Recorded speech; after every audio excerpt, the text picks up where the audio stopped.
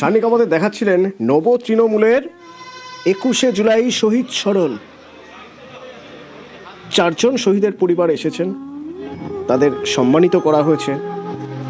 আর একটা শহীদ স্মরণ হচ্ছে, সেই শহীদ স্মরণের ছবিও কলকাতা থেকেই আমরা দেখব।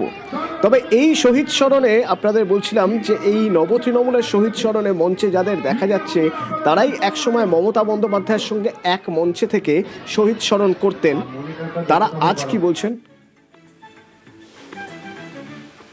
শ্রদ্ধা জ্ঞাপন অনুষ্ঠানে উন্মাদনার কিছু নেই, সেলিব্রিটিদের দেখার ব্যাপার নেই।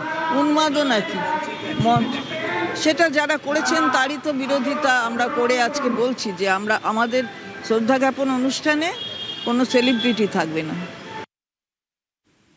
চ্যাটার্জি কমিশন তৈরি করেছিল আমাদেরই সরকার, তো আমাদের সরকারের উচিত ছিল যে এটাকে প্লেস করা বিধানসভায়। কেন হয়নি, যিনি করেননি তিনি উত্তর দিতে পারবেন, তার উত্তর আমি কি করে বলবো? আপনারা সেই সময় জানতেন মনীশ গুপ্ত যে এই গোটা ঘটনার হয়েছে? জানতাম। কি রিপোর্ট সম্পর্কে আমরা কি করে জানা সম্ভব?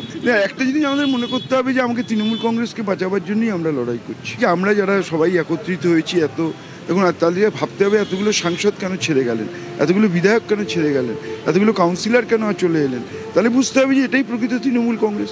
সেই তৃণমূল কংগ্রেসের হয়েই লড়াই করছি। যে 13 জন যুবক প্রাণ দিয়েছিলেন এবং যাদের প্রাণের বিনিময়ে আমরা ক্ষমতায় এসেছিলাম, আজকে তাদের নিয়েই আমাদের শ্রদ্ধা জ্ঞাপনের অনুষ্ঠান।